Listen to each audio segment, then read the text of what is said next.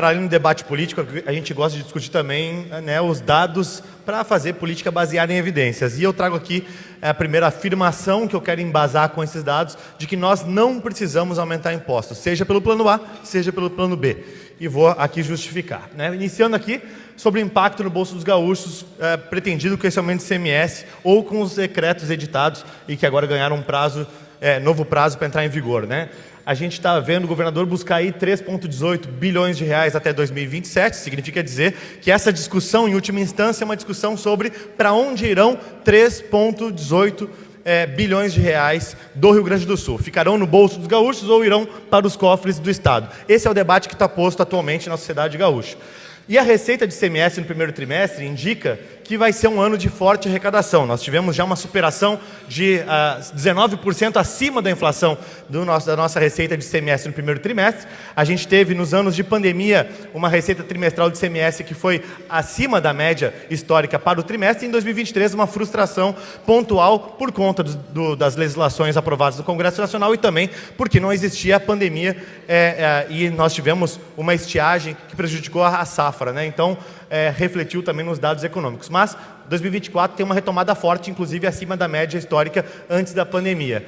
E as estimativas de receita de ICMS, com base nesse primeiro trimestre, indicam que a gente não vai ter déficit em 2024. Né? A lei orçamentária previa um déficit de 2,7 bilhões, mas 3 cenários hipotéticos projetados com base nessa arrecadação de primeiro trimestre, do mais pessimista ao mais otimista, feitos pela nossa equipe econômica, dão conta de que nós teremos entre 50,5 a 51,2 bilhões de reais em arrecadação, ou seja, superando com alguma folga os 46,9 bilhões de reais da nossa lei orçamentária. Portanto, todas as despesas contratadas, tudo aquilo que está pretendido para investimento, para regime de recuperação fiscal, estaria atendido. Quando a gente olha para o histórico ao longo dos últimos anos, a gente também não enxerga um problema estrutural na receita que exija o aumento do ICMS.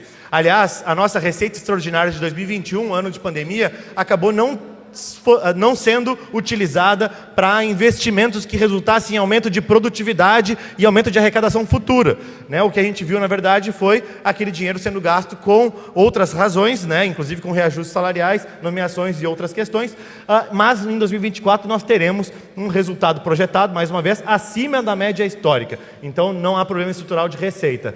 E quais eram os contextos de aumentos de impostos em outros governos quando o Rio Grande do Sul debateu esse tema? Eram todos contextos de caos no serviço público e nas finanças.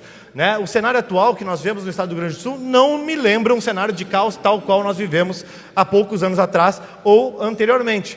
Os aumentos, quando aconteceram no estado do Rio Grande do Sul, vieram em momentos de extrema dificuldade. Vale lembrar no governo Sartori, vale lembrar no primeira legislatura do governo Leite, parcelamento de salários, crises na segurança pública, né, dívidas com bancos públicos para que os servidores pudessem receber seu 13º ou complementos salariais, dívidas com fornecedores, com a União e por aí vai. Não é isso que nós vemos hoje.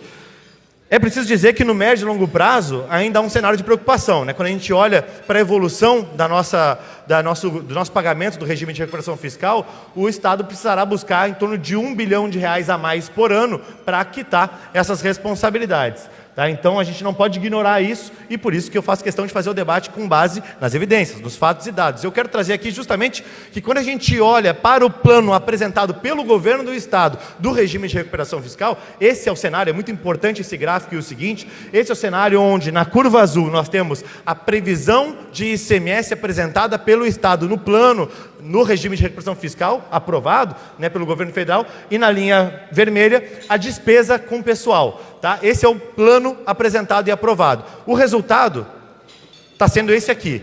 Tá? As receitas têm superado a expectativa do plano, especialmente nesse exercício de 2024. Tudo indica que se superará com folga, tá? Embora tenha havido frustração nos primeiros 2 anos com relação ao plano, mas as despesas, elas sim, estão em ambos os exercícios e confirmará mais uma vez em 24, acima, inclusive, do plano aprovado do regime de recuperação fiscal. Portanto, não se trata de um problema de receitas no Estado, como eu acabei de trazer em dados, mas sim um problema de despesas, que seguem descontroladas e, inclusive, seguem em descompasso com o plano aprovado do regime de recuperação, ou seja, com o compromisso que o Estado firmou com relação a como é que lidaria com essas finanças. E aqui é a comprovação disso. Primeira coluna, como é que desempenha de 2008 a 2023 as despesas de pessoal e outras, despesas correntes, 259% de ampliação, a nossa receita se ampliou em 240%, e a inflação foi de 127%. Ou seja, a nossa receita é vigorosa. Ela cresce quase o dobro da inflação nesse período, um período longo, de 2008 a 2023. Mas a despesa consegue crescer mais rápido ainda, de maneira mais contundente. Portanto, não falta dinheiro no estado do Rio Grande do Sul.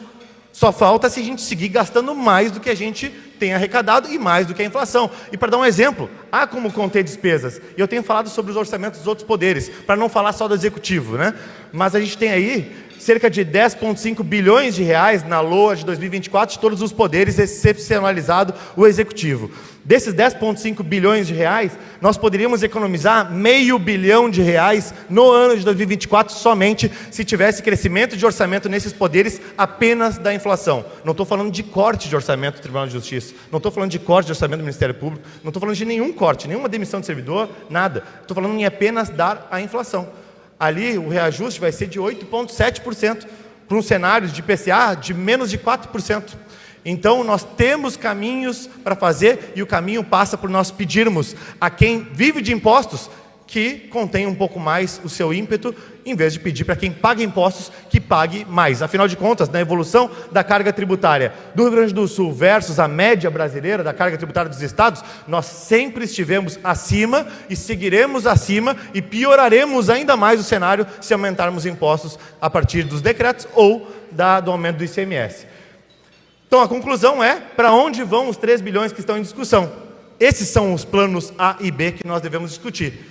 O plano A vai para o bolso dos gaúchos, ou o plano B vai para o caixa do Estado. A minha tese, trazida por fatos e dados, é que não precisa ir para o caixa do Estado. Pode ficar no bolso dos gaúchos, e é isso que nós defenderemos na Assembleia Legislativa.